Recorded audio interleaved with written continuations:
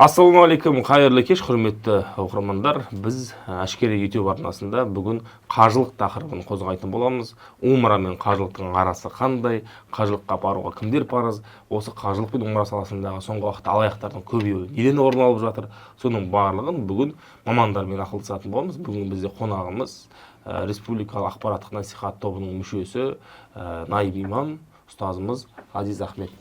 Және де Қазақстан мұсылмандар діни басқармасына тікелей қарасты Тауаф Travel компаниясының директоры Бектемір Қуандықұлы, қош келдіңіз. Және мен сіздермен заңгер Нұрсұлтан Орынбеков. Қош келдіңіздер, құрметті қонақтар. Енді әңгімеміздің төркінін жалпы қажылық деген ұғымнан бастасақ, және де ең біздің оқырмандарымыз білгісі келетіні умра және қажылықтың аражығын қалай ажыратамыз. Қайсысы парыз, қайсысы былай айтқан кезде парыз емес, яғни сүннет дейміз, уәжіп дейміз діни термин тілінде. Соны бүгін сіздермен талқылап, сіз қажылықтың техникалық жағы жалпы қалай барады, қалай келеді деген секілді сізден енді діни шариғи тұрғыдан оқырмандарымызға бір насихат болса деп едік. Жақсы. Альхамдулилля, уассалату уассаламу аля расулилля. Бұл енді қажылық, умра деп жатырмыз, екеуі екі бөлек дүние. Қажылық деген Алла тағаланың тікелей парызы, үлкен қажылық құрбан айт уақытысында ғана орындалатын. Ал жылына бір-ақ рет орындалады. Бұл әрбір жағдайы жеткен, қалтасы дүниесі жетіп тұрған кісілерге, қалтасы көтеретін кісілерге өмірінде бір рет баруы парыз болып есептеледі. Бұл Алланың тікелей бұйрығы. Тура намаз оқу секілді, бұл да парыз. Яғни барсам да болады, бармасам да болады деген нәрсе емес, орындау міндетті, орындалмаған жағдайда Алла тағала оны сұрайды, парызын. Соның ішінде бұл парыз өмірінде бір рет болып бекітілген. Ал умра деген кіші қажылық деп атап жүрміз. Біз бұны кез келген уақытта барып умраны жасауға болады. Бұл сүннеттен пайғамбарымыз саллаллаху алейхи вассаламда 4 рет жаңағы умра жасағандығы ол белгілі, ешқандай талассыз. Қай уақытта қаласа сол уақытта барып умраны жасап келе береді. Бұл сүннет болып есептеледі үкімдері бойынша. Енді қазір таңда Бектемір мырза сізден сұрай кетейік. Умраны сіздер енді туркомпаниясыздар ғой. Қажылыққа белгілі енді. Белгілі адам саны, шектелі, визасы, басқасы деген бір. Біздің салыстырмалы түрде елімізде умраға баратындар көп па, орталық Азиямен есептеген кезде? Және де біздегі умраға сұраныс қандай елімізде? Соңғы жылдары елімізге туристік визаға рұқсат бергелі, бізде Сауд Арабиясына умра сапарын өтетіндердің қатары өте көбейді. Тиісінше умрамен айналысатын туркомпаниялардың да қатары өте көбейді. Енді Сауд Арабиясының кейбір статистикасына сәйкес біздің елден жылына 50-60 мың адам умра сапарын өтейді екен. Қажылық ол көп емес. Қажылық парыз амал ол 4 мың, 5 мың арасында соңғы жылдары отандастарымыз қажылық парызын өтеп жүр. Енді қазір компаниялар көп, реклама, жарнамада көп. Біз тіпті мынау кіші қажылық, үлкен қажылық деп бөліп айтатын болдық. Негізі қажылық біреу ғана болу керек еді. Ол жаңағы ұстаз айтқан парыз амал, 5 парыздың бірі қажылық. Біз енді ол қажылық, ол қанша рет умра өтесек те жағдай келген адамға парыз болып қалады, ол қанша рет умра өтесек те ол мойнынан түспейді. Осы жерде мен сұрай кетейінші, енді заңгер болғаннан кейін біз алаяқ.нет жобасында енді соңғы уақытта естіп жатырмыз, әрине жақсы жаңалықтар емес, бірақ та осы қажылықпен қоса умраға апарып қайтамыз деп елді алдаған MM Travel деген шықты, оның алдында тағы да түрлі енді көп қой, қиыншылықтарға тап болып қалған шығар, бірақ та енді адамның сенімі, оның ішіндегі мынау қасиетті мекенге деген күмәнін көбейтетін халықтың арасында осындай алаяқтық әрекеттер көп болып кетті. Оны жалпы сіздер сонда қалай мүфтият, сіздер болмаса бақылау функциясы жоқ па сонда умраны? Не себепті көбейіп жатыр деген сұрақ қой енді. Дұрыс айтасыз, өте бір келеңсіз оқиғалар көбейіп кетті.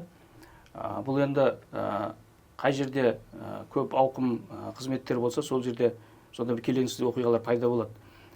Мысалы үшін енді умра қазір өте көп, умрамен айналысатын компаниялар да көп, жарнама да көп. Оның арасында әртүрлі компаниялар енді ниеті беймәлім, умраға апарып келеміз деп түрлі осындай отандастарымыздың, елдің азаматтарын әртүрлі қиын жағдайға қалдырып жатқаны рас. Енді жалпы муфтият бұл умра саласын реттемейді. Оған жаңа туркомпанияларға рұқсат беретін немесе оларға тыйым салатын, шектеу қоятын ұйым емес. Қазіргі таңда кез келген жеке азаматтар да өздері туристік виза рәсімдеп умра сапарын өтуге болады. Енді туристік визаменен көптеген компаниялар умра жаңа группаларын апарып жүр. Енді бұл жерде біздің елдің азаматтары, халқымыз жаңағы мән беретін нәрсе сенімді компанияға сенім білдірген дұрыс. Ол жерде ең бірінші нәрсе бұл турпакет бар ма, оның билеттері сатып алынған ба, барып қайту билет сатып алынған ба, ол жақта қонақ үй брондалған ба, сосын осы мәселелердің бәрі турпакеттің ішіне не кіреді, сосын сол бойынша келісімшарт талап ету керек. Заңды түрде. Заң түрде келісімшарт талап ету керек. Сосын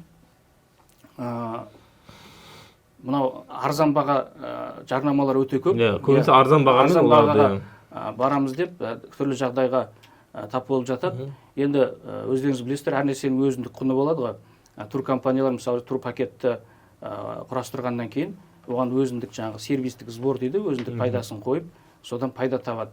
Ал енді одан төмен бағалар, тіпті бір өте арзан бағалар енді жалпы халықтан күмән тудыру керек. Мүмкін ол жердегі сапасы, қонақ үй, оның бәрін ескермейді ғой көбісі. Бағасына қарайды, ой арзан екен деп. Біз қазақта айтады, өзіңіз білесіз, арзанның сорпасы татылмайды дейді. Сөзіңізді бөле отырайын, енді бізде еркін әңгіме. Ғазиз Ахметтің де бұл ағамыздың ойы да маңызды болып тұр. Жалпы адамдың ең бір асыл дүниесі ғой, сенімі, жаңағы Құдайға деген сенімі, қасиетті жерге деген сеніміне осындай сергеу түсіретін адамдардың әрекеті жалпы шариғат жүзінде, жалпы әдеп жүзінде қалай оларға айтқан кезде тоқтау бар, немесе оларды қалай айыптаймыз, біз оларды кім деп айтамыз? Негізі мұндайларды анықтау керек та, негізі тыйым салу керек кәдімгі. Өйткені бұл тек өзінің бас пайдасына қарай пайда табам деп қана жасап жүрген дүниесі емес. Бұл елді, мұсылман халықты Алланың дініне деген дұшпандығын пайда қылып жатыр. Жек көрініш деген нәрсені. Өйткені бұларға сенім жоқ, шығатын болсаң жолдан жарым жолда тастап кетеді деген секілді. Сондай бір қате нәрселер, теріс ұғымдар пайда қылып жатқандық үшін мұндайлар негізі заңды түрде керек болса жазып жазалау керек бұндайды. Өйткені адамның қадір қасиеті, ең құнды деген нәрсесі қолынан кеткеннен кейін, оған сенімсіздік білдіргеннен кейін істің бәрі кері кетеді. Ал енді біз көреміз, мына ислам дініміздегі исламның 5 шарты деп отырған 5 парызымыз бар ғой. Бұлар негізі пенденің мойнындағы Алланың ақысы бұл. Бұлар парыздар. Орындалу керек болған. Қандай жағдай болмасын. Қазір бізде мынандай пікір айтқыштар да көбейіп кетті. Сен қажылыққа барғанша ана жаныңдағы көршіңе көмектес деген секілді. Көршіге көмектесу рас бар ол шариғатта. Бірақ көршіге көмектесумен мынаның мойнына парыз түсіп қалмайды. Бұл орынды, бұл Құдайдың ақысы. Алла Тағала ертең сұрайды. Мысалға дейді, мен жақсылық жасаймын деп намаз оқымай қойған адам мойнынан қарыз түспейді ғой намаз. Алла Тағала сұрайды. Тура сол секілді өзге көмектесу да керек, көршіге көмектесу, ағайын туысқа көмек, оның барлығы өзінің орны бөлек. Ал мына Алланың ақысы деген ол бөлек нәрсе. Намаз, ораза, жаңағы зекет, қажылық, бұлардың барлығы тікелей Алланың ақысы болып есептеледі. Бұлар орындалу керек. Алла Тағала өз орнымен қойды. Бұлардың орындалған уақытта сауабы өте жоғары. Тіпті пайғамбарымыздың алдына бір кісі келіп сұраған уақытында осы 5 парызды пайғамбарымыз түсіндірген. Сол уақытта ана кісі қарап тұрып айтады, сенің айтқаныңнан артығын да кемін де жасамайын, тура соны жасаймын дейді ғой.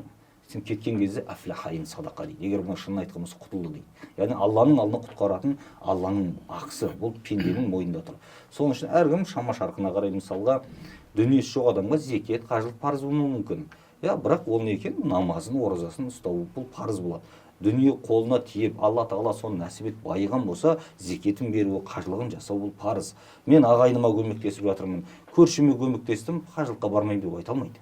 Бұл міндет мойнына түсіп, Алланың ақысы. Ұстаз, мына жерде тағы мынандай бір әңгімеде естиміз. Кезінде құнанбайлар, енді олар ол заман бөлек қой, бірақ та сол құнанбайлар қажылыққа кетер кезде айналасында 40 үйді қамтамасыз етіп кеткен деген дүниелер бар ғой. Осы бір қажылықта осындай бір шарт бар ма? Мысалы, өзінің отбасынан бөлек, енді түсінеміз, өз отбасын қамтамасыз етіп кету керек, бірақ айналасындағы 40 үйді қамтамасыз етіп, содан кейін барып қажылыққа барса деген шарт бар ма? Енді көбісі ойлайды, оны мен өзімнің түсінігім бойынша, енді Бектемір аға, мен оны ойлаймын жаңағыдай. оның жағдайын көрсететін дүниесі ғой. Сондай бір зекетін беретін адам барады дегенге ұғымға келтірген шығар. Бірақ біздің қазіргі кейбір кертартпа адамдар сондай жағдайың болмаса саған қажылыққа баруға болмайды деген секілді. Жаңа сіз айтқан сөздің несі ғой, бір тұздығы. Бұл енді негізінде көрші қолаңды, ағайын туыстың бәрін қамтамасыз етіп тастау керек, жаңағыдай жағдайын жасап тастау керек деген шарт жоқ ондай. Өйткені негізі бір адам екіншінікін жасап беруге деген ондай міндет жоқ қой ешқашан. Ал бірақ жасаса әрине артықшылық бұл. Адам расында сауапты үлкен істерден ол жаңа қол ашық болып жан-жағына көмектесіп отырса, сол дүниесін соны көрсетуі, яғни жақсылық ізгі істермен болуы. Бұл расында жақсы нәрсе. Бірақ шариғат бұны талап етпейді. Ол шариғаттың талабы енді шама шарқынша көмектесіп отыру, қиналғанға жәрдем ету ол шариғатымызда бар нәрсе. Мына парыздың орнын түсірмеуіміз керек. Қазір мен бұл жерде айтқым келіп отырған мына нәрсе болып тұр да. Бізде қазір бір жақсылықты айтамын деп, екінші құдайдың парызын құлатып тастау деген нәрсе бір өнер болды елге ше. Сол нәрсені жақсы. Мысалға дейік, жаңағыдай, сен онда көршіңе көмектес, мынаны орындағанша дегендей. Сондай нәрсені айтады. Я болмаса, қалай дейміз, ата-анаңа жақсылық жасасаң, Меккеге барғаннан артық дейді. Бірінші құдайдың ақысы келеді кез келген жерде. Біз мынаны ұмытпауымыз керек. Құранда Алла тағала өзіне құлшылық жасауды бұйырады, екінші ата-анаға жақсылық жасау. Бұл ешқашан өзгермейтін қағида бұл келе жатыр да. Соның үшін Алланың ақысы деген нәрсені біз жойып жібере саламыз да. Бірден ата-анаңа жақсы болсаң, көршіңмен жақсы болсаң, мына намазыңды оқымасаң да Құдай кешіреді. Жүрегі таза. Қажылығын жасамасаң да, зекет бермесең де деген секілді. Ондай емес. Алланың ақысы бірінші тұрады. Өйткені Құдай бізді адам қылып жаратты. Біз жаңағы сыйлауымыз керек деп тұрған әке-шешемізді де Құдай жаратты. Бірінші Құдайдың ақысы өтелу керек.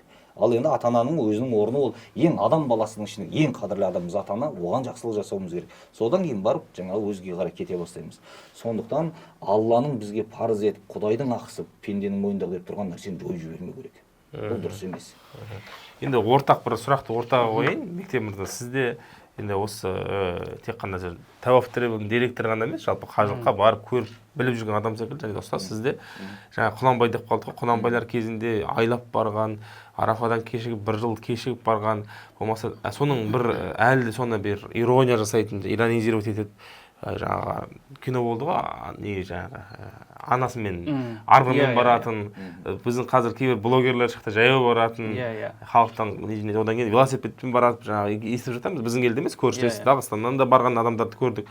Сол енді сізге, Ғазиз мырза, қаншалықты ол айтқан шарт дейміз бе, болмаса оның сауабы көбірек пе, жаяу қиналып барған, әйелде 6 сағат самолетпен барған жеңілірек пе? Сонында адамдар кейіп айтады да, қазір қажылық емес, самолетпен 6 сағат ұшып барып қайтасың дейді. Енді оның сауабы ол барған жолмен есептелмейді ғой, мен түсінуім бойынша. Бұл мынандай, енді Құран кәрімнің өзі Алла тағала وَأَذِّنْ فِي النَّاسِ بِالْحَجِّ يَأْتُوكَ رِجَالًا وَعَلَى كُلِّ ضَامِرٍ يَأْتِينَ مِنْ كُلِّ فَجٍّ عَمِيقٍ дейді. Адамдардың арасында жаңағы жариялап қажылыққа шақыр. Адамдар жаяу, түрлі көліктермен ұзақ жерлерден келсін деген Құранның аяты бар тікелей. Осы жерде жаяу келсін деген түрлі көліктермен деп тұр. Енді жақын жердегі адам жаяу барады. Мысалға Меккеде тұратын, Меккенің айналасында тұратын адамдарға ол көліктің де керегі жоқ. Тіпті былай кіре салады жаяу деген сөз. Ал енді ұзақтағылар көлікпен барады. Соны қарайтын болсақ, әр заманның өзінің көлігі болды. Сол көліктермен барды. Ол есекке мініп барды, атқа мінді, түйеге мінді, кемемен баратын жолдары болды. Қазір ең қолайлы түрі бұл ұшақпен баруы.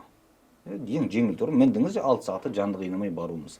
Енді бұл жерде шариғаттың шарты бізге есекпен кел деп тұрған жоқ қой, немесе түйемен, немесе велосипедпен кел деп тұрған жоқ. Келсін, ұзақ жерлерден келіп қажылықтарын жасап кетсін дейді. Басты мақсат қажылық жасау болғандықтан ең оңай жолы қайсысы, соны таңдау керек адам. Дұрысы. Өйткені жанды қинау шарт емес қой. Біз енді кейде мынандай түсінік болады. Адамдарда жанды қинасақ, сол сауапты болады. Мысалға анау дәрет алған кезде суық сумен дәрет алып ауырып қалсаң сауапты болады деп ауырып қалып жатқандар да бар. Бұл ақымақтық болып есептеледі негізінде. Дұрыс емес. Алла тағала намаз оқы деді. Ол ауыр деген жоқ қой, жаңағы суық суға жуынып. Демек сол секілді өзің жаныңды өзің қина деп жатқан жоқ. Алла тағала көлікті айтып жатыр қайта. Көліктермен келсін деп жатыр. Жанды қинамайшы. Енді ол жаяу деген жерін ғана алып қалған ғой. Бізде жаяу ол енді ол белгілі ғой. Жаяу деген жаяу бара алатын жердегі болса, жаяу. Ақылға сиятын жерде. Одан кешегі Құнанбай аталарымызда олар ата-бабаларымыз қарасақ, бізде қажылар көп қой. Құнанбай қажы, атақты Шәкәрімнің өзі қажы, кешегі Қажымұқанның өзі барған кезде Жидда қаласына барып күрескені туралы айтылады, сол жерден қажылыққа кіргендігі. Енді қарайтын болсақ, бұл барған жолдардың барлығын қарасақ, олар ең қолайлы тұр қайсы болды, соны пайдаланды. Оны аты, есегі, арбасын жегіп алды, соның үстіне демалып барып деген секілді. Ал енді қазір ұшақ қой, одан артығы жоқ. Қазір көлікпен барудың өзі.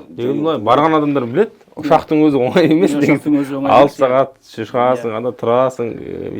Бірақ енді барынша компаниялар болсын, мемлекет болсын, жағдай жасап, жеңілдік жасап беріп жатыр. Тікелей рейстер, ал тікелей емес жақтымен жаңа Кувейттен барсаң, тіпті аэропортта қонасың мысалға. Онда енді оның өз бір негіз ауыртпашылықтары бар. Бектемір мырза, енді айтыңызшы, жаңа Ғазиз Ахмет ұстаздың айтқан бір сөзі, оңай жолын таңдау керек деп. Қазіргі жалпы оңай жол қандай жалпы компанияларда? Енді жалпы мен де осы әлеуметтік желіде соңғы кезде байқап жүрмін. Мына умраға бара жатқан көрші елдің азаматтары, велосипедпен бара жатқан, енді жарайды ол кісілердің енді бір ерлік деп білемін, ниеттері қабыл болсын. Бірақ мына қажылық мәселесінде, әсіресе үлкен қажылық мәселесінде бұл өте үлкен әлемдік ауқымды шара. Себебі Сауд Арабия корольдігіне, Меккеге, Мәдина қаласына бір мезетте бірнеше миллион адам бір мезетте келеді. Орындайтын амалдар да бір, жүретін жолдар да бір, тоқтайтын жерлер де бір. Осының барлығы Сауд Арабия корольдігіне, олардың билігіне ұйымдастыруға өте үлкен салмақ түсіреді. Сондықтан бұның барлығы Сауд Арабия корольдігі қажылық және умра министрлігіменен және басқа елдердің муфтияттары, соған жауапты өкілдерменен ұйымдастыруға осының барлығы келісіледі, жұмыстардың барлығы үйлестіріледі. Оның барлығы мынау Сауд Арабия корольдігі қажылық министрлігінің электрондық жүйесі бар. Электрондық жүйесі арқылы барлық біздің қажылықтың амалдары сол жерде реттеліп отырады. Біздің осы жерден бастап ұшаққа отырып Жиддаға жеткенге дейін, одан қажылығымызды өтеп елге қайтқанға дейінгі барлық амалдарымыз міне сол электрондық жүйеде көрініп тұрады. Тіпті біздің бөлмеде жататын жаңағы размещение дейді, бөлмелерге бөлу. Ол да электрондық жүйеге барлығын енгіземіз. Сондықтан енді әсіресе мынау қажылыққа жаяу барам деген біз енді оның ниетіне ешнәрсе дей алмаймыз, бірақ халықаралық келісімдер бар, халықаралық заңдар бар. Енді өзім білемін деп, өзіме ғана жауап беремін деп, өзінің жаңағы өмірін қатерге тігіп жолға шығып кету дұрыс емес деп ойлаймын. Одан бөлек мен осы жерде орынды бір сұрақ туындап жатыр. Олар бір жүйеге былай айтқан кезде кедергісін келіп өздері кіре алатын, кірем десе кіргізбеуі де мүмкін ғой. Кіргізбейді, ол кіргізбейді. Біріншіден себебі жаңа халықаралық келісімдер бар. Мысалы Сауд Арабия корольдігі әр континенттерге, аймақтарға тасымал жолдарын бекіткен. Соның ішінде біздің елге, осы біздің аймақтарға әуе жолы, тек қана әуе жолы деп қойған. Ол келісім шартта көрсетілген. Көрші елдер бар, мысалы араб елдер, олар автобуспен кіруге болады, көлік жолдарымен. Басқа Африка елдері, мысалы үшін Жерорта теңізінің жағалаулар, бұлар кемемен, теңіз жолымен келуге болады. Бұл Сауд Арабия корольдігінің өзінің бекіткен, халықаралық келісім шарттарда бекіткен жолдары бар. Міне сол жолмен ғана кіре аламыз. Біздің мысалы үшін қажылар Жидда және Медина әуе терминал дейді ғой, сол арқылы ғана кіре алады. Ал енді түрлі жолменен жаңағыдай қажылыққа барамын деп, жаяу барамын деп, ол өзінің жаңағы өмірін, денсаулығын қатерге тігуі, ол дұрыс емес. Бір жағынан ол өзі болғанмен біздің елдің азаматы, оның жауапкершілігі бар дегендей. Сосын оның Меккеге кірер жолдың барлығы қажылық рәсімін басталардан алдын, осы күнде міне Зүлхиджа айы басталудан бұрын барлық жолдар жабылады. Тек қана қажылыққа рұқсаты бар азаматтарды ғана кіргізеді. Оны қажылыққа барып жүрген кісілер біледі. Міне Жиддадан аэропорттан түскеннен бастап Меккеге кіргенге дейін 4 бақылау пунктінен өтеді. Пропускной пункт дейді ғой. 4 бақылау пунктінде тоқтап, әрбір қажының визасын тексеріп шығады. Ол жерде жаңағыдай өздерінің аппараттарымен QR кодты, паспортты тексереді. Ол тізімде бар екен білгеннен кейін бәрін өткізе береді. Оның арасында да жаңағыдай айналма жолдарменен барып өтіп кетемін дейтін кейбір көрші елдің азаматтары болады. Бұл негізі былай айтқанда шариғат жүзінде де заңды ма ол? Бұл тауда жаңағыдай әскерлер патрулировать етеді, жаңағы айналма жолдар, объезд дейді ғой, объездбен кіріп кетемін деген жерлерді жаңағы тауда жаңағы әскерлер жаңағы патруль жасап бақылап отырады ол жерлерді. Ғазиз Ахмет ұстаз осы қараңызшы, атыңыз Ахмет па Ғазиз? Ғазиз, кешірім сұраймыз. Ғазиз Ахметті үйген біріктіріп жүреміз осы. Ғазиз ұстаз қараңызшы, жаңағы бұл жерде заң тұрғысынан айтып отырмыз ғой, бірақ бекітілген ережені бұзуда бір шариғат тұрғысынан негізі бір құпталмайтын дүние ғой негізі. Бұл өйткені қазіргі уақытта мысалы көп адамдар былай деп айтады, бұл енді бұл шариғаттың шарты емес, мемлекеттің қойып жатқан ережесі ғой деген секілді өзі бір сондай нәрсені ұстанып алып, жаңағыдай ертерек кетіп қалып, жаңа Бекең айтқандай, ертерек бір ай бұрын мысалы кетіп қалса, шықпай қояды, жаңа ішіне тығылып жүріп алып, қажылық келген кезде ана ел қатарлы ихраммен іште ана кіріп кетіп жасап шығамын деген ой болып тұрады да негізі адамдарда. Пендешілік қой бұл да. Бірақ негізі шариғаттың шарты тәртіппен орындау ғой барлық нәрсені. Басшыға бағана отырып тәртіппен орындау, құлшылық ғибадаттың бәрін. Тіпті жаңағы біз ана имамға ұю деп жатқанымыздың себебі де сол. Біз имамсыз да намаз оқи алады ғой адам. Бірақ имамға ұйып оқуы, ол сауапты болуы, істің барлық қойылуы содан. Соның үшін қазіргі уақытта бүкіл жаңағы келім-кетімдер өзгелерге зиян тигізбейтіндей. Мысалға 10 адам барда десеңіз, 11-ші адам келіп сырттан кіріп кеткен болса, байқалмай мысалға. Ол ана тамақ, жататын орын, басқасы бәрі есептелгеннен кейін ана бір адам сырттан кіріп кеткеннен кейін мына жақта ақшасын төлеп келген бір адам ана тамағын жей алмай қалады, жататын орын таппай қалады деген сөз да. Ақыс желінеді. Өзгенің ақыс желінейін деп тұр ол жерде. Тағы бір сондай мәселелер бар. Соның үшін ол ережеге сай болғаны ол дұрысы. Ереже демекші, мен есімде осыдан бір 10 жылдың көлемі болу керек. Мен енді қатты ұмыта қойған жоқпын. Біраз жылдар бойы Иранға не қойып тастады, жаңағы қайтады шектеу қойып тастады. Себебі сол бір қажылық рәсімін соған өтейікші, біз қажылық рәсіміне кірейік. Біз енді әлі кіре алмай жатырмыз. Меккеге жан жақтан кіре алмай жатырмыз. Меккеге кіргеннен кейін қажылық мәселесін қозғасақ, және де осы мәселеден бастап кетсек, тәртіптен бастайық. Иранға шектеу қойды, өйткені олар белгілі бір қажылықты өтеу тәртібін бұзып, біраз адам өз бетінше шығып кеткен. Осындай бір мен осы жерде бір қосып кетейін. Ұстаз жақсы айтты. Бұл тәртіп, заң не үшін? Бұл ең біріншіден бұл жаңағы қажылардың қауіпсіздігі үшін. Біз не үшін, мысалы үшін Сауд Арабия корольдігі әр елдерге тиісті орындар бөледі және сол орындарды талап етеді. Себебі мысалы үшін біздің елге 4000 орын бөлінді дейік. Біздің елдің 4000 қажысына Сауд Арабиясында қажылық рәсіміне дайындық жасалып жатыр деген сөз. Олардың жататын орны, шатырларда жататын орны, қанша ер адам, қанша әйел адам келеді, жаңағы шатырларға инфрақұрылым жүргізу, ол жерге электр сымдарын тарту, жаңа кондиционерлерді қосу, бұл деген өте үлкен ауқымды шара, оған дайындық керек. Сондықтан жаңағыдай дайындық жасайды. Сосын біз жаңағы кіргеннен бастап бұның барлығын олар бақылап отырады. Енді мысалы үшін одан тыс жаңағы ол саннан тыс адамдар келетін болса, ол жерге ыңғайсыздық тудырады, және ол санға ол дайындық есептелмеген ол жерде. Мысалы үшін шатырға 800 адам жататын болса, ол жерге 1500 адам кірсе не болады? Сондықтан ол жерге барлығы біріншіден қауіпсіздік үшін, тәртіп үшін, есеп үшін. Олардың Меккеге қашан келетіні, Мәдинаға қашан баратыны, сосын Мәдина аэропортынан елдеріне қашан ұшып кететінінің барлығы бұл Сауд Арабия корольдік қажылық министрлігінің электрондық жүйесінде көрініп тұрады. Бұл талаптардың барлығы тәртіп үшін, есеп үшін, қауіпсіздік үшін. Тіпті білесіздер, жаңағы жамаратқа қажылыққа барған кісілер біледі, жамаратқа да өз уақыттарын қойып қояды таслақтыруға. Таслақтыруға, мысалы үшін Қазақстан сіз 10 мен 11-дің арасында шығасыз дейді. Оған дейін шығып кетуге болмайды. Себебі анау жаяу жүретін жолдар ол жерде кептеліс болып қалмау керек. Кептеліс болса адамдардың өміріне қауіп төнеді. Иранның оқиғасы осындай болды ғой. Бір-біріменен жаңағы бұлай өзен сияқты ағып жатады ғой адамдар. Бір-біріменен түйісіп қалса, сол жерде адамдар кептеліс болуы мүмкін, адамдардың өміріне қауіп төнуі мүмкін. Сондықтан бұл шаралардың бәрін дұрыс түсінуіміз керек, дұрыс қабылдауымыз керек. Бұның бәрі қауіпсіздік үшін, есеп үшін, тәртіп үшін. Оңай нәрсе емес. Осы тұста бар ғой, бір әңгіменің нүктесін біз қоя алмаспыз, бірақ айтуым міндетті деп ойлаймын. Көбісі жаңа айтады ғой, 4-5 миллион адамды күтіп біз қаншама ауырлық деп жатыр. соның бірақ түсінбейтін кейбір қазекеңдер бұл жаңағы бизнес жасап алған, діннен бизнес дейді.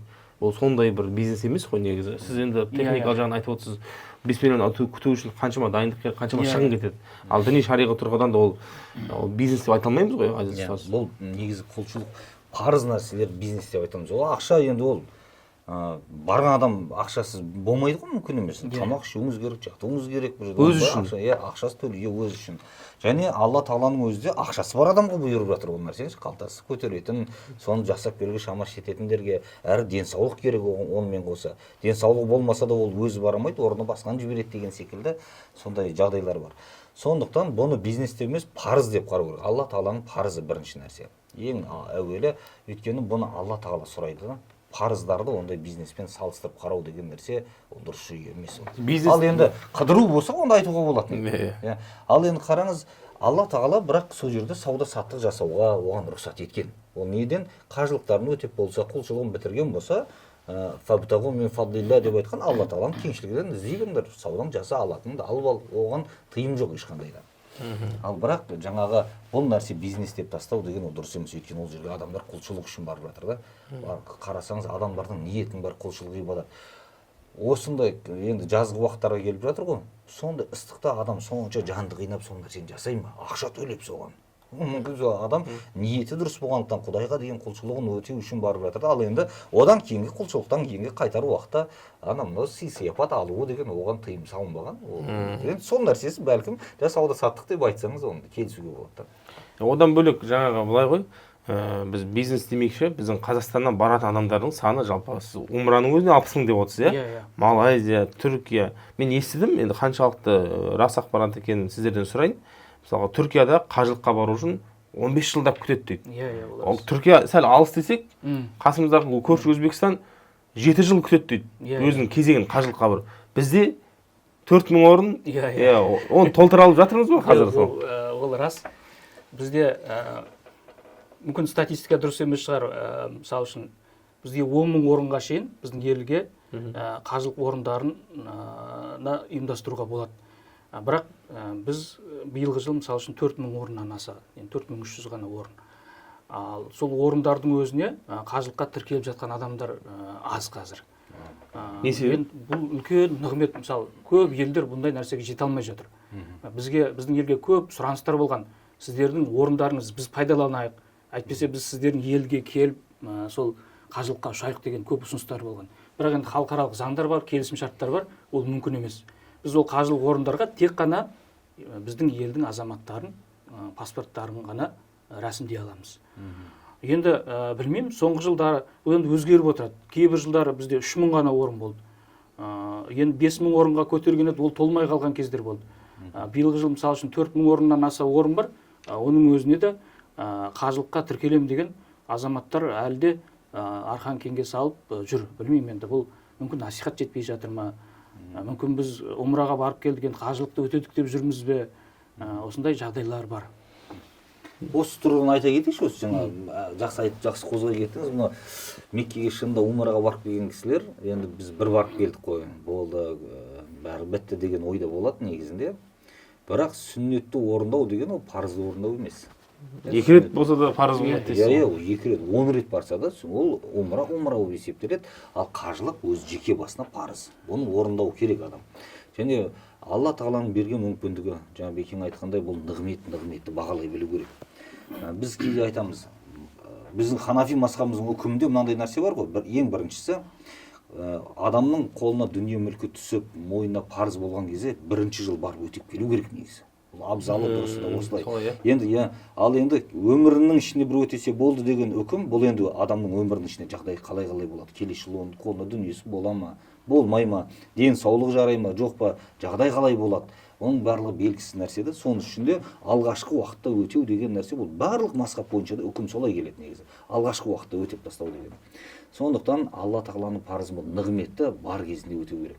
Қаншама кісілер бар, ол біздің заманымызда емес, пайғамбарымыз саллаллаху алейхи ва саллям заманының өзінде де болған. Тіпті пайғамбарымызға келіп бір кісі сұраған, менің анам өмірден өтті, сол бір қажылық жасасам деп армандап жүрген еді. Бірақ жасай алмай өмірден өтіп кетті. Не істеймін, соның атынан жасасам бола ма деген кезде, болады, жаса деп айтқан, Алланың ақысын өтеуің лайықтырақ деп айтқан, ең бірінші. Соның үшін көреміз. Ондай міне жасайым ғой, келесі жылы барайын, қазір кішкене ыңғайы келмей тұр, қазір той томалағымды өткізіп алайын, келесі жылы деп жүрген кезде адамның өмірі де бітіп қалуы мүмкін. жаңағы бизнес теріс кетіп адам баратын шамаға жете алмай қалуы көбейтіп алайын деп ойлайды ғой. бірақ не екен, Алланың парызын бірінші өтеп алған дұрыс. Кез келген нәрседе біз мұсылман халқымыз ғой. Мұсылманшылықта дүние мен ақыреттің ісі қатар келген болса, ақыреттің ісін бірінші орындап алу деп айтады. Дүниенің ісі ол бола береді, адам тіршілігі болғаннан кейін жасай береді. Соның үшін жан нығметті негіз пайдалануымыз керек. Қажылыққа баратын мүмкіндігі бар әрбір мұсылманымыз соны барып өтеп келу керек. Бұл ең дұрысы. Алғашқы уақыттарда. Мына қазіргі уақытта біздерге осындай мүмкіндіктер болып жатыр.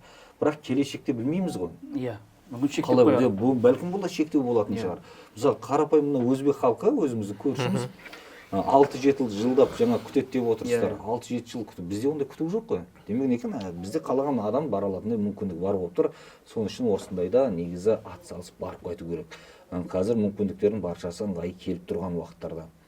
Енді келешек, болашақ ғайып болғаннан кейін расында еш нәрсе айта алмаймын. Осыны көрші елдер бізге қызыға қарайды. Сіздерде орын көп қой, сіздермен барсақ бола ма деп ше. Енді мысалы үшін біреу әкесін жібергісі келеді, жасы ұлғайып бара жатыр, денсаулығы жарай ма, жарамай ма, оны жаңа кезекке тіркеп қойған, оның кезегі келмей жатыр, уайымдай бастайды. Әкемді бір жіберсем арманым еді, соған жете алмай жүрмін деп ше. Бір қызық фактіні ескердім, жаңа осы сұхбатқа дайындалар алдында мен сұрадым да, енді қажылыққа барып жүрген, сіз секілді қажылықты ұйымдастырып жүрген жігіттер айтады да, біз 4000-нің мойындайықшы тең жартысы дүнге мен ұйғыр ғой дейді да. Енді бізде де өзбек ағайындар көп, оңтүстік өңірде. Сонда тең жартысы болатын болса, біз 2000 қазақ шықпай отыр ғой қазір қажылыққа барады. Бірақ қарасақ еліміздің әл-ауқаты жақсы. Мен мына нәрсемен өлшеймін өзімнің, енді әркім өзінің көргенмен өлшейді ғой. Алаяқтарға алданып жатқан адамдар бар ғой. Миллион, бүгін ғана естідім, 33 миллион теңгесін салып жүрді бір алаяққа. Ол ондай ақшасы бар ғой қажылықтың мойнында. Енді бірақ сол иманның деңгейі төмендеп кетті ма, әлде ақпарат аз ба қажылық туралы? Не себеп? Мен енді соны ұқпаймын. Сонда 2000 қазақ толтыра алмасақ, ұят емес па деген сөз ғой. Ауыр екен, бірақ енді шын жағдай осылай болып тұр. Мүмкін жаңағы умра саласында да әртүрлі келеңсіз нәрселер болып жатыр, орын алып жатыр. Халықтың да сенімі жоғалып кетті ме?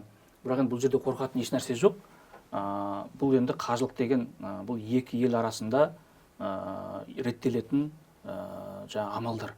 Оған арнайы рұқсат беріледі, арнайы орындар бөлінеді, барлығы жаңағы қажылықтың электрондық жүйесінде тіркеледі, сол жерде рәсімделеді. Қолына қажылық визасы тигеннен бастап бұл қажылыққа баруға толыққанды құқылы болып жаңағыдай орындайды. Біз ол жаңағы тур пакет дейді, қажылық пакетті жаңағы елге жариялағанға дейін Мина Арафаттағы орындар, шатырдағы орындар, одан кейін Меккедегі қонақ үй, Мединадағы қонақ үй, одан кейін трансферлік көлік қызметі, одан кейін жаңағы виза, сақтандыру, осының барлығына біз этап-этаппен ақша төлейміз. Сауд Арабиясы корольдігіне жаңағы қаражаттарды төлеп, алдын ала төлеп, яғни тур пакет дайын болғаннан кейін бұны елге жариялаймыз. Елге жариялап, осыған қажылық орындарына жаңағыдай жарнама жасап, елді шақырып, соны насихаттаймыз. Яғни бұл жерде қорқатын еш нәрсе жоқ. Яғни біздің ол жақтағы орындарымыз дайын деген сөз. Ол Сауд Арабия корольдігінің де біздің елдің де талаптары сондай, ешқандай бір дайындықсыз, қонақ үй жоқ, әйтпесе басқа да бір дайындық шаралары жоқ жаңағыдай тур пакетке қажылық ұйымдастыруға мүмкін емес. Өзі электрондық жүйеде де солай. Мынау қызметтердің барлығын төлемей виза алуға рұқсат бермейді, доступ бермейді былайша айтқанда. Мынау жаңағы қызметтердің бәрін кезең-кезеңмен төлеп біткеннен кейін жаңағы жасыл галочка жанады электрондық жүйеде. Содан кейін ғана визаға паспорттарды енгізе берсеңіз болады деп жаңағыдай доступ береді былайша айтқан кезде. Сол кезден бастап біз елдің азаматтарының паспорттарын визаға кіргізе бастаймыз. Бұл барлығы Сауд Арабиясында да, елімізде де бұл дайындық шаралар көрініп тұрады, олар соған қарай дайындық жасайды. Соны жаңағыдай абыроймен, амандықпен атқаруға олар да мүдделі. Енді осы сұхбатымыз мінекей 45 минутқа жуықтап қалды, бастағанымызға тез өтіп кетті. Өзімде де қызық ақпараттар алдым. жаңағы кейбір келеңсіз оқиғаларды ойлап жүректе ауырып отыр. Енді ұстаз жалпы ниет еттік, енді бұйырған адамдар барады дейді ғой. Ниет етіп бұйырған адамдар барып, Алланың шақырған қонақтары барады дейді. Сол баратын адамның қажылыққа дейінгі және қажылық кезіндегі және ең бастысы қажылықтан кейінгі жағдай қандай болу керек? Жалпы қажылық мәдениетін қалай түсіндіре аламыз көпшілікке? Бұл ең бірінші мәселе, қажылыққа барам деген адам ең әуелі ниет түзу керек. Біріншісі, бұл Алла Тағаланың мен мойнымдағы ақысы. Осыны өтеп келейін. Осы істі өтегенімде Алла Тағала маған риза болсын осы ісіме деп, Құдайдың ризалығын көздеп қана жолға шығу керек. Ниеттен бірінші.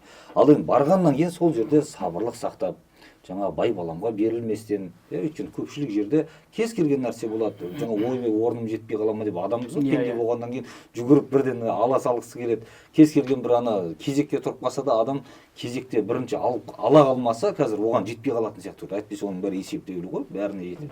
Сондай нәрсе берілместен сабырын сақтап, яғни құлшылық ғибадатын өтеп келсе, дұрысымен, айтылған ережелеріне сай өтесе, ол қажылық қабыл.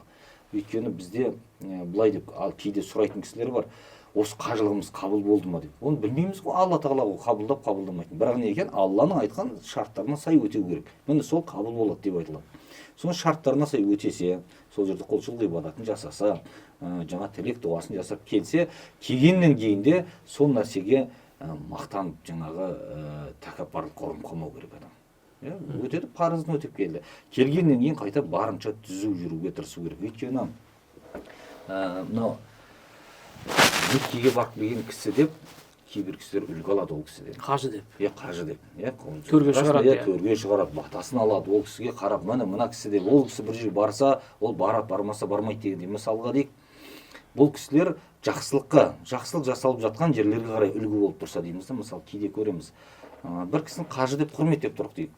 Бұл кісі арақ қойылған дастарханда барып отырса, басқалар, мен онда жерге отырмаймын десе де, қажы барып отыр ғой, сен кімсің деген секілді, жамандыққа үлгі болып кетпеу керек та, жаман жағынан. Онда көп ол жақсы жағынан болу керек. Сонда бізде мына шариғатымыз талабында жалпы біреуге үлгі болудың да негізі ондай қажеті жоқ негізі. Дұрыстық істе деген болды, өзі Алла Тағала соны үлгі қылады. Өзі сондай кісілер қызығып, өзі үлгі алатын адамдар болады. Кейде адамдар өзгеге үлгі болайын, жақсылық көрсетейін деп рияға ұрынып қалатын жағдайлар болады. Ондайға да ұрынбау керек. Өзі Алланың бұйырған нәрсесін орындап, тыйғаннан тыйылып, аман есен жұмысын істеп жүрген болса, адамдар өзі-ақ үлгі ала береді, соны өнеге алады, оны көріп ше, мына кісі барып келгенмен түзу жүр деп, сол нәрсесінде жаңағы бағаланатын іс екендігін көреміз. Соның үшін осы нәрселер бармастан бұрын ниетін түзесе жақсылап. Бір бармай жатып та мен келгенде қажы болып келем деген сияқты дүниелік бір неге қарай мақтанға қарай ұрынып қалмайтындай ниетті түзеп алса, дұрыс атқарса барған кезінде сабырын сақтап, жаңа кез келген шыдап, өйткені күннің ыстықтығы да бар біріншіден, адамның көптігі бар. Оның барлығы адамға әсер етеді. Баруыңыз, келуіңіз деген нәрселер. Ал келгеннен кейін сол нәрсені ұстанып жүру деген нәрсе ол да бар. Көбісі ойлайды, мен қажылыққа барып келдім, мойнымнан парыз түсті, күнәға жол ашылған сияқты қарап қалуға мүмкін, ондай ойдан құтылдым ғой деп. Ондай ол құтқармайды ғой. Құтқармайды әрине. Бір кісі Меккеге барып келгеннен кейін бір аптадай ма намаз оқымай жүріпті жаңа. Десе, бұл не десе, мен біраз уақытта алға кетіп қалдым жар жақта дейші, ана сауабын депозиттер. Ол ондай емес. Мына ол қажылық деген нәрсе рас күнәні жойып жіберетін нәрсе. Адамды анасынан туғандағыдай пәк халге қайта келеді деп айтады. Енді осы жерден тағы бір нәрсе бар да. Рамазан айында умра жасау қажылықтың сауабына тең деген келеді, анық бұл нәрсе. Сондай сауапты алатындығы. Сауап тұрғысынан сауабы мол деп. Әйтпесе ол сол кезде барған болса, бұл қажылық өтемей қою керек деген нәрсе емес. Бұл умра бәрібір. Сауабы қанша үлкен болса да, басқа болса, бұл умра. Ал қажылық деген нәрсе парыз нәрсе. Парыз бен сүннет шатастырмауымыз керек. Мысалға, зекетте де сондай. Зекет парыз болса, садақа сүннет. Сол үшін зекетті ашықтан берген қайта сауаптырақ дейді. Мынау менің зекетім. Ел көріп тұрса да, бір кісі берді дейік, жоқ жітікке, мынау менің зекетім, осыны өзіңе мал қыл, әжер арға алып кет деп. Ал енді бірақ садақаны сөйтіп ашық беретін болса, бұл мақтанға кіреді. Өйткені оң қолың берген садақаны сол қолың көрмесін. Нәпіл ғой. Парыз намазы ашықтан мешітке барып оқи бересіз. Нәпіл намазды үйіңде жасырын оқы дейді. Өйткені нәпіл мен парыздың орны бөлек. Сол үшін қажылықта парыз, бұның орны бөлек, ал умра бұл сүннет. Умраға ол ай сайын баруы мүмкін. Бір кісі мысалға жаны жабырқап, бір сондай берсе қиыншылықтан әбден, бірақ ақшасы бар дейік. Меккеге барып бір апта жатып сол жерде құлшылық ғибадатын жасап өзі зікірін айтып бүкіл нәрседен бөлініп жасап келуі мүмкін адамның. Ондай кісілер бар, жоқ емес. Білемін да ондай. Сонда бұл не екен? Бұл мақтанып айтатын нәрсе емес қой. Өзі барып жасап келеді. Ал бір қажылыққа баратын болса ашықтанады, міне қажылыққа барамыз. Жалпы көп сұрақтар қойылды. Негізгі сұрақ енді менің де сұрағым, оқырманның да көкейіндегі сұрағы, жалпы қажылықтың бағасы қалай өлшенеді және де биылға баға қаншалықты қол жетімді деген бағытта бір сұрағымыз бар. Және де енді қымбат деп жатады. Ол қымбатшылығы немен өлшенеді? Салыстырмалы түрде басқа елдермен қалай? Осы сұрақпен бір тамамдап, бір сұхбатымызды бір керемет тұсынан аяқтасақ.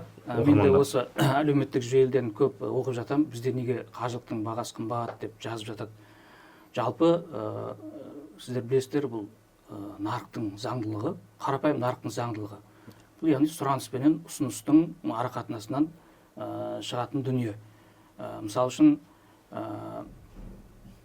қажылық деген үлкен шара дедік қой, жаңа өте ауқымды шара. Көп азаматтар мынау умрамен салыстырып жатады. Умра деген кез келген уақытта орындайтын амал.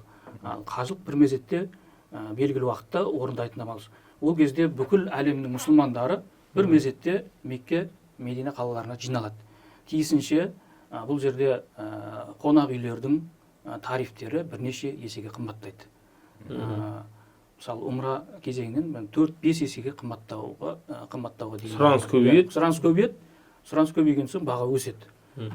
Яғни бұл біз алмасақ басқа біреу келіп алады. Ол қонақ үйлерге талас тіпті. Сондықтан ол жерде сұраныс, ұсыныс, одан кейін мен біздің елдің жағдайында айтсақ, біздің елдің азаматтар қажылары тіпті бір 5 жыл, 10 жыл бұрынғы жағдайлармен салыстыруға келмейді. Біздің қажылардың, халықтың талғамы өсті. Умрада жақсы қонақ үйлерде барып тұрып жатыр, 5 жұлдызды қонақ үйлерді көріп жатыр. Мысалы да, сосын сол қызметті бізден талап етеді.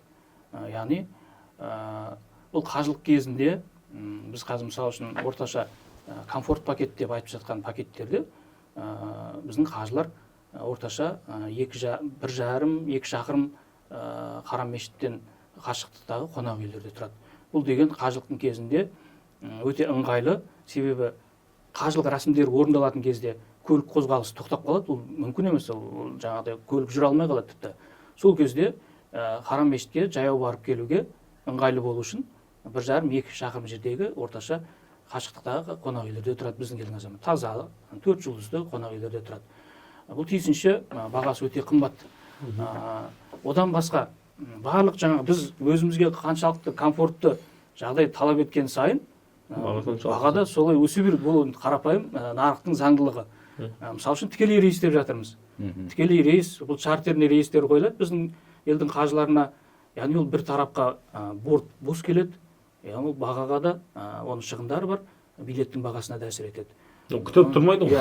Одан басқа шатырдағы қызметтер, ол жердегі тамағы біздің елдің қажыларына өте ыңғайлы жағдайлар жасалынған. Оның бәрі тиісінше бағаға әсер етеді. Енді көрші елдермен көп салыстырады. Ол жерде біздің қажылық ұйымдастыру жүйесіне де байланысты. Мысалы үшін Қырғызстанмен, Өзбекстанмен салыстырады. Оның шындығын айту керек. Өзбекстанда тек қана муфтият ұйымдастырады. Ол жерде бір ғана пакет, стандартты пакет. Енді біздікінен арзан деп айтуға болмайды, біздің бағамен қарайлас. Барлық жаңағы қажылар сол стандарт пакетке тіркеліп, сонымен қызмет атқарылады.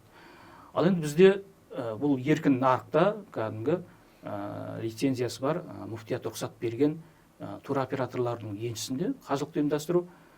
Тиісінше елдің сұранысы бойынша түрлі пакеттер бар. Мысалы үшін стандарттан бастап комфорт дейді, премиум деген, мысалы үшін біреуге $6,500 қымбат болса, біреу $15-20 мың Харам мешіттің түбінде жатамын деп сондай сұраныс беру мүмкін. Сондай қалтасына байланысты дейсіз ғой. Жағдайына, қалтасына қарай, сұранысына қарай қызметтер бар.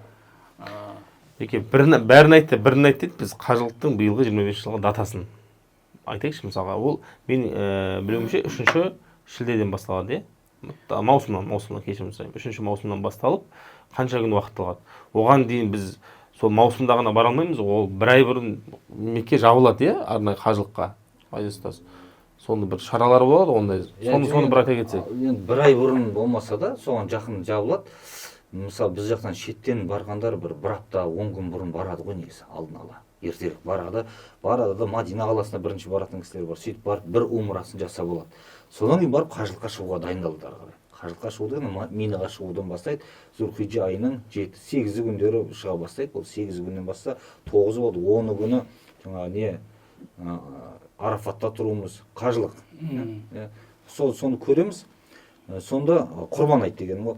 Сонда алдын ала біз барып алып, қажылықты өтейміз да, одан кейін артынан тағы 4-5 күн жүріп, сөйтіп барып қайтамыз да. Мадина қаласына бармағандар барады, барғандар осы жақтан кейін кері қайтады дегенде. Соны алдын ала есеп солай болады. Ертерек кіреді. Соның барлығы қадағаланды.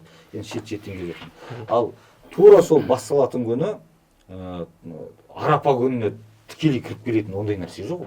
Одан ертерек келеді ғой.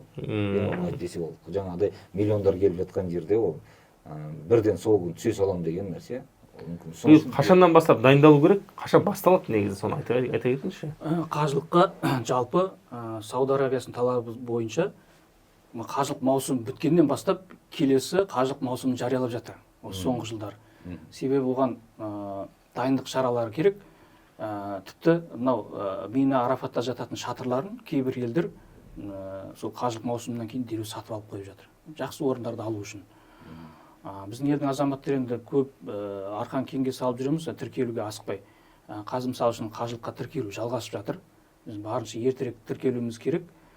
Себебі қажылық министрлігі бізге ескерту жасап жатыр. Жаңағы виза рәсімдеу электрондық жүйесін жабылып қалатынын ескертіп жатыр. Кейбір жылдары сол электрондық жүйені жауып тастап, бізге ескерту берген. 2 күн жауып тастаған кезде біз не істерімізді білмей қалдық. Себебі ол бүкіл жаңағы шаралардың барлығы сол электрондық жүйеде атқарылады. Енді қашан датасы негізі? Енді біздің елдің қажылары 25-24 мамырдан бастап ұша бастайды. Жалпы мына құрбан айт, жаңа ұстаз айтқандай, құрбан айттан бұрын біз Арафатта тұруымыз керек қой. Арафа күні дейді бізде. Қажылық негізі сол Арафа, иә? Қажылық Арафа. Оған дейін қонақ үйлерге жайғасады, умрасын өтеді, кішкене дем алады, жаңағыдай қажылыққа дайындалады. Негізгі қажылық рәсімі осы Минадан бастап, Минаға автобуспен алып шығады, шатырларға сол жерден бастап жалғасады. Сосын жаңағы таслақ тұру бар, Муздалифада түнеу бар, жаңағы тауаф ифадасы бар, соңғы жасайтын. Осымен қажылық небәрі бір 5-6 күннің ішінде аяқталады негізгі рәсім. Оған алдын ала барамыз. Арафаттан Арапа күніміз бар ғой. Арапа күнінен 1 күн 2 күн бұрын барып орналаса береді ғой. Минаға ше. Ең кемі 1 күн бұрын барады ғой. Одан тағы 1 күн бұрын да баратындар бар. Сонда сол кезде ертерек барып, сол жерге орналасып алып, сосын Арафатта барып тұру бар негізгі нәрсе. Одан кейін барып қайтадан жаңағы Муздалифаға барып жалғасып кете береді. Сонда сол уақытқа дейін бәрі реттелу керек қой негізі. Бұның бәрін жайғастыру, жаңағы енді Бекең айтқандай трансферлер тоқтайды барлығы. Не автобус жоқ, не такси жоқ, жаяу жүру керек жерлер болады. Жаңашы енді сол өзінің қажылықтың өзінің бір қиыншылықтары бар ғой. Мына көзбен көрген нәрселер бар. Кейбір ана ауғанстандықтар $100 келдік дейді, жаңашы. $100 ғана барған екен. Сөйтсек әшейін жаңағы $100 алып жолына тауып әйтеуір бір нәрсе жетіп алса болды, ана жерде шаң тозаң болып жатады, ондайға бізде қазір келіспейді ғой. Шыдамайды ғой дейсің. Содан кейін жаңағы кейбіреулер арзан келгендерді көресі, несінің өзі мидатады. Бір келіп кету деген ол бүгін келсе ертең қайту керек та, әйтпесе бір күнде келіп қайтып кете алмайды да жаңа. Сондай ұзақтар. Енді біздің қазіргілер оған келісе қоймайды. Біздікілер кәдімгі шынында жақсы барып келгісі келеді. Ғазиз ұстаз, Беке, әдем бір сұхбат болды. Қажылықтарға көп керекті ақпараттарды айттық. Беке, қазірден бастап бүгін сәуірдің аяғы мейлінше ерте тіркеліп, азаматтар визасы бар, басқа да рәсімдерін үлгеру керек. Ниет еткен адамдар болса, жаңа айтылған тізімдегі компанияларға, болмаса осы жерде шығарып қойсақ болады, осы компанияларға өтініш білдірсе де болады. Әсіресе енді сенімді деп біз үнемі мүфтиятқа тікелей қатысты өзіңіздің басқарып отқан Тауап Тревелді ұсынар едік көптеген оқырмандарға. Рахмет, осындай сұхбатқа келісіп, қажылық турасында Ғазиз ұстаз, сіз де біраз қажетті ақпараттарды түсіндіріп, кәдімгі ойымызға салып, кәдімгі жүрегімізге бекітіп бердіңіз, Алла разы болсын. Шынымен де оқырмандар көріп жатсыздар, қазір елімізде мысалға адамдардың сұранысы туындаған осындай бір қажылық болсын, умра болсын, осы орайда да Құдайдың бір қарғысынан қорықпай, елдің наласынан қорықпай алдайтын адамдар да көбейіп кетті. Бұндай дүниені сенімді компанияларға тапсырсаңыздар құба құп. Осындай сұхбатқа келіскендеріңізге рахмет. Жақсы күндерде жолығып, қажылық сапарын аман есен өтіп, тағы да бір қажылықтан кейін керемет отырып сұхбаттасайық. Сізге де рахмет.